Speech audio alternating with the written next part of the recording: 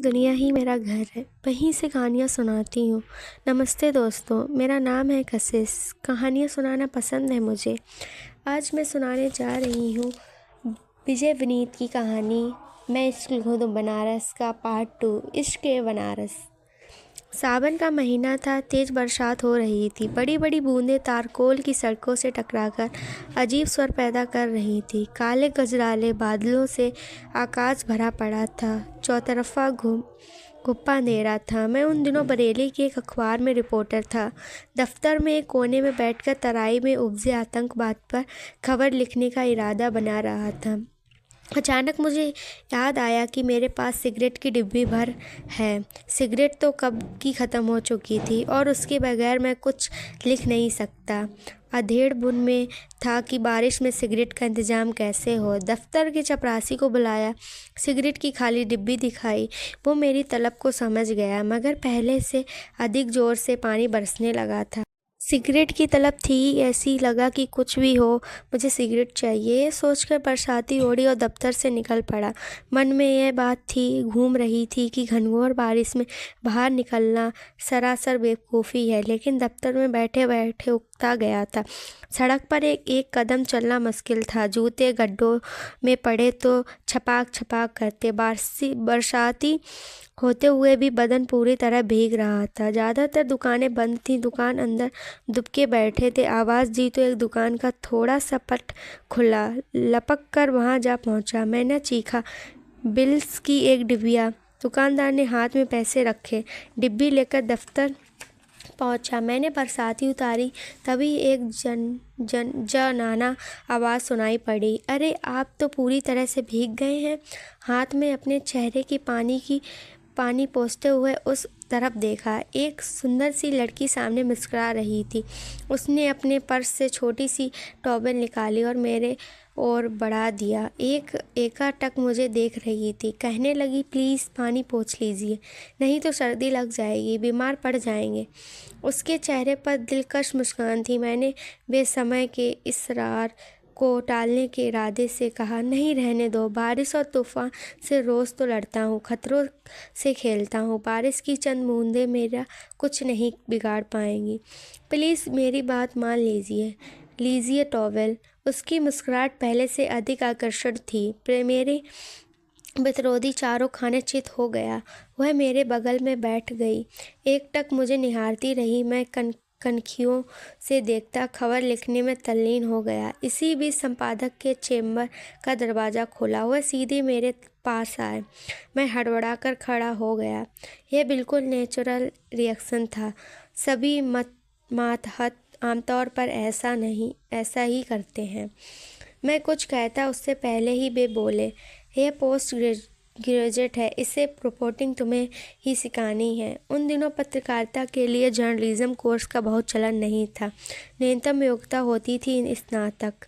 संपादक आदेश देकर लौट गया। युवती को शायद पहले से ही मेरा नाम पता था। चपरासी ने इशारे से यह भी बता दिया कि यह दफ्तर का तेज तर्रार रिपोर्टर है। कोने में बैठकर हर समय सिगरेट के धुएं में दिल फूंकता रहता है। जब तक सिगरेट लंबों पर नहीं होती, तब तक कागज पर खबरें नहीं उतरती। सिगरेट के बगैर तो घंटे भर भी नहीं रह सकता। नशे की गुलामी उन दिनों रौब की बात थी। मैंने मोहतरमा को अगले दिन सुबह दफ्तर आने को कहा। जाते समय उसने कहा, शुक्रिया, मैं निराश नहीं करूँगी। आप जैसे पत्रकार बनाना मेरी ज़िंदगी का मकसद है।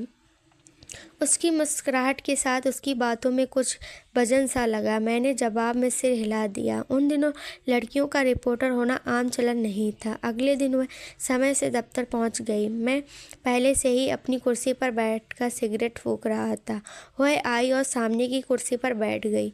मैं बार बार उसके चेहरे पर निगाह जमाता और वह मुस्कुरा देती। उसमें कोई ख़ास बात तो नहीं थी, पर जवानी ने अपनी सारी पूंजी उस पर लुटा रखी थी। इस वजह से वह हसीन कहीं जा सकती थी। मैं कभी उसकी चंचलता के बारे में सोचता तो कभी उसकी दिलकुश मुस्कुराहट के बारे में। समझ नहीं पा रहा था कि वो वाकई पत्रकार बनना चाहती या फिर कोई बला है जिसे संपादक ने मेरे गले में मढ़ दिया है। मैंने उसका नाम पूछा तो हौले से मुस्कुराई, फिर अब उसने हंसकर जवाब दिया, बिल्स। उसकी खनकती हुई हंसी फिजा में तैर गई। बिल्स उसी सिगरेट का नाम था जो मेरे होठों पर अक्सर नज़र आती थी। यह फिर उसकी डिब्बी मेरे टेबल पर दिखती थी। मैंने भी हंस पड़ा। बाद में उसने अपना नाम बताया, पंक्ति। यह भी प्रचलन में हटकर था, पर मैंने सोचा कि नाम से क्या लेना है। कुछ रोज़ तक मैं उससे प्रेस नोट बनवाता रहा। कॉपी मेरे आगे रखती तो हौले से मुस्कुरा देती, गलतियाँ बताता तो वह खबरों पर कम मुझे ज़्यादा देखती। वो खबरें भले ही कम लिखती थी, लेकिन कलम से कागज़ हमेशा रंगीन करती थी। कुछ पूछता तो वो पन्ना मेरे आगे कर देती, फिर ठहाके मारकर हंसती। संपादक के निर्देशक पर कुछ दिनों बाद वह मेरे साथ रिपोर्टिंग पर भी जाने लगी। मुझे लगता था कि रिपोर्टिंग से ज़्यादा उसकी दिलचस्पी मुझ में है। लगभग हम उम्र थे। हम धीरे धीरे आप से तुम हुए और बंदिशें जाती रहीं। दोस्ती का आगमन हो चुका था। खाली वक्त में पंक्ति अपनी डायरी में कुछ ना कुछ ज़रूर लिख रही होती थी। कभी कविताएं लिखती तो कभी शायरी। एक रोज़ मैंने उसकी डायरी मांगी, देखना चाहता था कि वो लिखती क्या है। पंक्ति डायरी देने को राजी नहीं थी। छीन झपट में डायरी पन्ने में एक कोना मेरा हाथ में आ गया, जिसके अल्फाज कुछ यूँ थे, मर्ज होता तो दवा से भी ठीक हो जाता, बनारसी इश्क था, हकीम भी मुकर गया।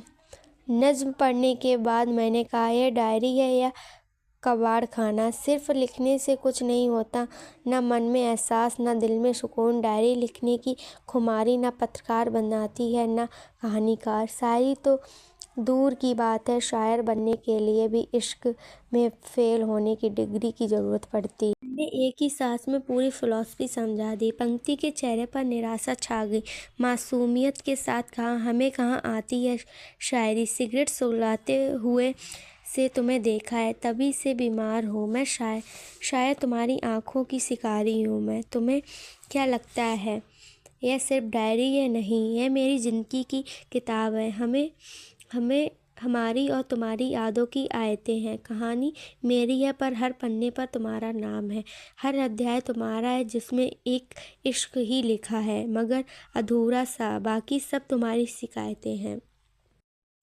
मुझे पहली बार एहसास हुआ कि यह ना दोस्ती है ना मजाक है। शायद दोस्ती निभाते निभाते कई बार हो जाता है एक तरफा इश्क। लड़के ही नहीं, अब लड़कियां भी करती हैं एक तरफा इश्क, लेकिन इनका इश्क थोड़ी अलग सा और जज्बाती होता है। हाई क्वालिटी की रिवॉल्वर की तरह, ऐसी रिवॉल्वर जिसमें उम्दा किस्म का लाइसेंस लगा होता है, जिसकी आवाज़ बाहर नहीं जाती। मैं जानता था कि मेरी दोस्ती अलग है और पंक्ति की अलग। मैं नहीं चाहता था कि दोस्ती का फैसला प्यार में बदल जाए। एक रोज़ पंक्ति को अपने पास बुलाया और कहा, अब लोग पूछते हैं तेरे मेरे करीब होने की वजह। अखबार वाले और शहर वाले भी, बताओ मैं क्या जवाब दूँ? पंक्ति ने नादान सा जवाब दिया, शायद एक तरफा इश्क जैसा था। पंक्ति ने नादान सा जवाब दिया, शायद एक तरफा इश्क जैसा था। जवाब उसने का एलानिया और तौर पर बता दो दुनिया को, मैं बनारसी इश्क में हूँ और तुम मेरी आदत हो। मैंने कहा, इश्क और इलेक्शन के वादे हवाई होते हैं। बनारसी इश्क को भूल जाओ दोस्त। यह वो इश्क है जिसमें सिर्फ दिल ही नहीं लगता, जिंदगी भी दांव पर लगती है। एक दिन पंक्ति ने भी राज खोला। कहाँ लोग मुझसे भी पूछते हैं बनारसी इश्क की कहानी। मैं तो बेधड़क कह देती हूँ, सचमुच बनारसी इश्क हो गया है मुझे तुमसे भी और तुम्हारी आदतों से भी, तभी से बीमार है। हम तेरी आंखों के शिकार हैं। हम बनारस कभी गए नहीं, पर जब से तुमसे मिली हूँ तब से बनारस को पढ़ रही हूँ। जानती हूँ कि बनारस में रहने वाला हर व्यक्ति रसिया होता है, तभी तो बनारसिया कहलाता है। पंक्ति की हसीन बातों पर मैं हंस देता, फिर खामोश होकर सिगरेट सुलगाता और खबरें लिखने में तालीन हो जाता। कभी कभी मुझे चिढ़ने के लिए पंक्ति कहती, गजब के ठग होते हैं बनारसी। रूह में उतरकर कब किसे ठग लें पता भी नहीं चलता। जब तुम ख्यालों में मुस्कुराते हो तो बेबस हो जाती है दिलों की धड़कनें। मैं टालू मिक्सचर हो देते हुए कहा, मेरे पीछे ना पड़ो, ढूंढ लो कोई सुंदर और सच्चा सा आशिक। इतनी ऐंठ है तो फिर तुम ही ढूंढ दो ना। दिल की लाइटें जलाने के लिए तेरे जैसा मेरे पास जिसका कोई जनरेटर नहीं है, ना कोई क्लोन है और ना कोई ब्रांच है। हम राजा हैं, अपने दिल के राजा, अपने शहर के राजा। सिर्फ मैं ही नहीं, बनारस में हर शख्स राजा है। जो जिंदा है वो भी, जो मर गया वो भी राजा है। मेरा जवाब सुनकर पंक्ति तिलमिला जाती, फिर भी हौले से मुस्कुराती और बेहद दिलचस्प जवाब देती। कहती, तुम खुद बता दो मैं क्या करूं। दिलों के भी कुछ असूल हुआ करते हैं, सबके नाम पर नहीं रुकती धड़कनें। तभी तो जब तुम रोते हो मैं जल्दी से मना लेती हूँ। हमने सुना रखा है कि ऐसे लोग बहुत पसंद आते हैं रब को। एक रोज़ उत्सुकता बस मैंने भी पूछ लिया, आखिर क्यों लट्टू हो मुझ पर, क्या चाहती हो मुझसे? बस एक झलक तुम्हारी बनारसी इसकी अदाबो अदा जो तुम्हारे अंदर है। मैं क्या करूं, कलम एहसास लिखती है और तुम उतर जाते हो। कागज़ों पर तुम्हें बिरले हो जिस पर फिदा है दिल, खुदा व खुदा शामिल हो गए। तुम मेरी सांसों में हर सोच कर करते हो तो फिर शायद मोहब्बत नहीं करते। सैकड़ों बार मिल होने पर भर से प्यार नहीं होता, ना इंसान से ना शहर से। मैं आज भी असमंजस में हूँ। समझ में नहीं आता कि तुम मुझसे प्यार करती हो या मेरे शहर बनारस से।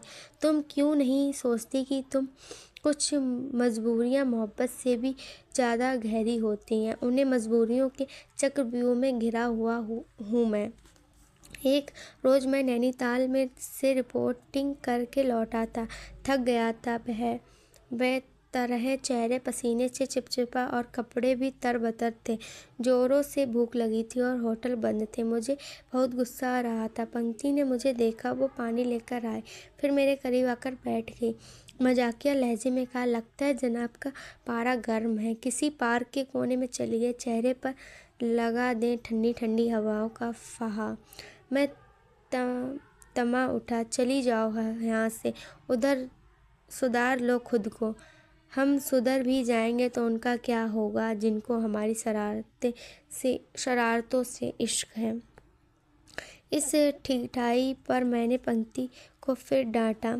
उसने लंबी सी जीवा निकाली और अपने चिर परिचित अंदाज में ठहराते हुए कहा, सचमुच बहुत खूबसूरत होते हैं खाटी बनारसी। अपने देश में लड़कियां अगर लड़कों से रास्ता भी पूछ लेती हैं तो लड़कों को नींद हराम हो जाती है। एक तुम हो, मैं इश्क हूँ, फिर भी तुम्हें तसल्ली नहीं। मुझे बार बार इजहार करना पड़ता है मोहब्बत की खुमारी का, और तुम हर समय ठाठ सरीखे बने रहते हो मेरे सामने। मैं उसे जब भी डांटता तब वो अपनी मुस्कुराहट की कुछ बिजलियाँ मुझ पर गिरा देती। पता नहीं कैसा अजीब खेल था उसका, या फिर मुझे रिझाने की अदा उसकी। मैं अक्सर कहता, सिर्फ काम पर ध्यान दो पंक्ति, इश्क बिश्क का चक्कर छोड़ दो। आखिर कैसे ब्लॉक कर दूँ तेरी यादों को। मेरे दिल में तो ऐसा कोई ऑप्शन ही नहीं है, चाहकर भी भूल नहीं पाती तुम्हें। क्या कोई कारगर इलाज है तुम्हारे पास? तब मुझे लाचारी में कहना पड़ता, बेवजह वक्त बेहिसाब मुस्कुरा देती हो, शायद मुझे हराने का संकल्प पाले बैठी हो। अपने लम्हों को कोई और काम दो मोहतरमा, तुम्हारी आंखें ही काफ़ी कुछ कह देती हैं। शायद यही जवाब सुनना चाहती थी पंक्ति। हज़ीर जवाबी में भी उसका कोई सनी नहीं था। मैं तटस्थ था, फिर भी मुझ पर चढ़ना चाहती थी इश्क का रंग। वह कहा करती थी, खूबसूरत होती है प्यार की हार, दिल हार के तो देखिए जनाब। मुझे कहाँ मालूम था इश्क के बनारस के मायने। बस तुम मिल गए और मेरी ज़िंदगी गंगा घाट हो गई। तुम्हें बनारस पसंद है और मुझे बनारस में तुम। घाट पर तुम्हारा हाथ पकड़कर मैं भी बनारस सैर होना चाहती हूँ। पंक्ति के तर्कों को सुनता तो मैं हैरान रह जाता। शायद दुनियादारी की समझ नहीं थी उसमें। एक रोज़ मुझे तेज बुखार आ गया, फिर भी दफ्तर में हाजिर था। शरीर तप रहा था, सिर में भयानक दर्द से मैं तड़प रहा था। पंक्ति बाम लेकर आई और मेरे माथे पर मलने लगी।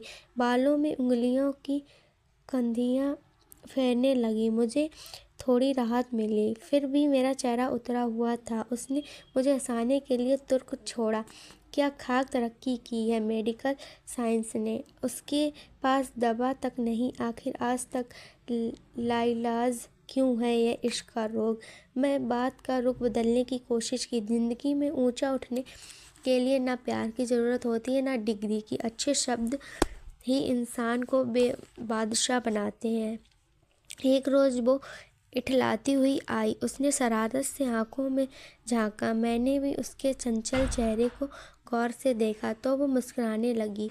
हाँ, साथ रहते हुए शायद मुझ पर भी चढ़ने लगा था रोमानियत का नशा। हमने शरारत भरा जवाब दिया, क्या चुपचाप देखना चाहती हो बनारस? वह तो मैं रोज़ ही देखती हूँ। बनारसीपन तो तुम्हारी आंखों में भी दिख जाता है। जब भी तुम्हें देखती हूँ तो बनारस दिख जाता है। फिर भी मैं बनारसी बनना चाहती हूँ। बनारसी नहीं, लेकिन बनारसी रंग में रंगना चाहती हूँ। आवारा नहीं, मगर आवारा। बनारस की तंग गलियों की आवारगी देखना चाहती हूँ। बनारसीपन और कुल्हड़ की चाय पीना चाहती हूँ। सचमुच मैं बनारस के इश्क में डूब जाना चाहती हूँ। अधूरी हूँ, इसलिए बनारस में अपनी तमन्ना के धागे बांधना चाहती हूँ। चुप रहो, तुम सचमुच पागल हो। झुमका वाले बरेली में बनारस का एहसास भला कैसे हो सकता है? कि नहीं होता कि तुम किससे प्यार करती हो, मुझसे या मेरी कहानी से, अथवा बनारस शहर से? मेरे सवाल पर वो आहिस्ता आहिस्ता मुस्कुराने लगी। चेहरे पर भोलापन था। कुछ पल सोचने के बाद उसने लंबी सांस खींची और कहा, मेरे पास तुम हो तो बनारस मेरे साथ है। पंक्ति मुझे मेरा नाम से नहीं बुलाती थी। उसका तकल्लुफ़ था बनारसी बाबू। वो भले ही चुलबुली थी, लेकिन बातें मासूमियत भरी करती थी, जिसमें बनारसी भाव भी होता था और अनुभव भी। पंक्ति कहा करती थी, आखिर मैं क्यों जाऊं बनारस? उसे तो मैं रोज़ देखती हूँ, तुम्हारी आंखों में, तुम्हारी सूरत में और तुम्हारी सीरत में, लफ्ज़ों में, शब्दों में, हसरत और चाहत में, नफासत और नज़ाकत में। तभी तो मैं बार बार कहती हूँ, मैं बनारस लिखूँ तो तुम इश्क समझना, मैं इश्क लिखूँ तुम बनारस समझना। उसकी ओर देखकर आंखें तर्राता तो पंक्ति मेरी आंखों में झांकने लग जाती। फिर कहती, तुम ऐसे रसिया हो जिसके दिल में बनारस की रंगीनियत है। मैं भी उस गंगा में डूबने की फिराक में हूँ, जिसके सपने रोज़ रोज़ देखना करती हूँ। कहीं गिर ना जाऊँ, इसलिए तुम्हारा हाथ थामना चाहती हूँ। सोचती हूँ ना जाने कब आएगा वो दिन जब तुम्हारे इश्क के कोने में बैठूं और दिल में उतरकर बनारस का राग और खटराग सुन सकूं। फिर वो मुस्कुराते हुए फुर्ज हो जाती। रात में बिस्तर पर पहुंचता तो पंक्ति और उसकी मुस्कुराहट मेरे जहन में कौंधने लगती। मन में अक्सर यही विचार आता, पंक्ति का मकसद शायद जर्नलिज्म सीखना नहीं, मुझ पर प्यार का जादू चलाना है, मुझे फंसाना है। यह भी संभव है कि उसके घर वालों के पास दहेज के लिए पैसे ना हो और वह समझती होगी कि मैं कुंवारा हूँ, वह अपने जाल में फंसा लेगी। पंक्ति को लेकर हर रात मन में द्वंद्व चलता रहता था। जब कभी मैं उसकी ज़िंदगी में झांकने की कोशिश करता तो वह मुस्कुराकर खामोश हो जाती। मेरे साथ जब भी वह रिपोर्टिंग पर निकलती तो मैं अक्सर उससे कहता, अपने पिताजी से बोलो वह कोई अच्छा सा लड़का देखकर तुम्हारी शादी करा दे, सुंदर सुंदर बच्चे पैदा करो, पति की सेवा करो। कहाँ पड़ी वो पत्रकार बनने के चक्कर में। पत्रकारिता की राह में फूल कब कांटे ज़्यादा होते हैं। तुम्हें सिर्फ चुभते हैं, जीवन भर चुभते रहेंगे। जिंदगी बर्बाद करने पर क्यों तुली हो? यह मेरा रटा रटाया डायलॉग था। पंक्ति के सामने अक्सर यह रिकॉर्ड बजा दिया करता था। कई बार तो उसके आंसू भी निकल जाते थे। पंक्ति अक्सर कहा करती थी, तुम्हारे जैसा पत्रकार बनना चाहती हूँ, यही मेरी ज़िंदगी का सबसे बड़ा सपना है। इस सपने को सच करने आई हूँ तुम्हारे पास, क्या तुम मेरा साथ नहीं दोगे? मैं निरुत्तर हो जाता। मैं उसे कैसे समझा पाता कि कला और साहित्य गढ़ा नहीं जाता, स्वतः अवतरित होता है। लेकिन सफल पत्रकार बनने के लिए उसके अंदाज गजब की बेचैनी थी, अजीब तड़प थी, गजब की ललक थी और विशाल हौसला था और गजब की छटपटाहट थी। एक रोज़ हम दोनों टपरी पर चाय पी रहे थे। मुझे ना जाने क्यों सूझा, फिर बजा दिया शादी वाला रिकॉर्ड। पंक्ति चिढ़ गई, बुरा सा चेहरा बनाया और कहा, हमें नहीं करनी शादी। मेरी मंजिल बरेली नहीं, दिल्ली मुंबई जैसे मेट्रो शहर है। पंक्ति को समझने के लिए मुझे शब्दों के धनुष में इमोशन का तीर चलाना पड़ा। समझना पड़ा, दिल्ली तो दिल जलों का शहर है। कंक्रीट के शहरों में दीवारों पर सिर्फ शब्दों की लाशें टंगी होती हैं, ऐसी लाशें जो जिंदगी को उदास बनाती हैं, कभी कभी पागल भी बना देती हैं। क्या करोगी अनजान शहर और अनजान सफ़र पर जाकर? हमें कामयाब होना है, बड़ा पत्रकार बनना है, अपने खानदान को दिखाना चाहती हूँ, बताना चाहती हूँ कि ऐसी लड़की हूँ जिसके हौसले और हिम्मत को कोई नहीं तोड़ सकता। हर इंसान के अंदर इतनी क्षमता होती है कि वह ऊंची से ऊंची उड़ान भर सकता है। मैं भी उनका मुकाम पा लूँगी, बस तुम्हारा साथ चाहिए।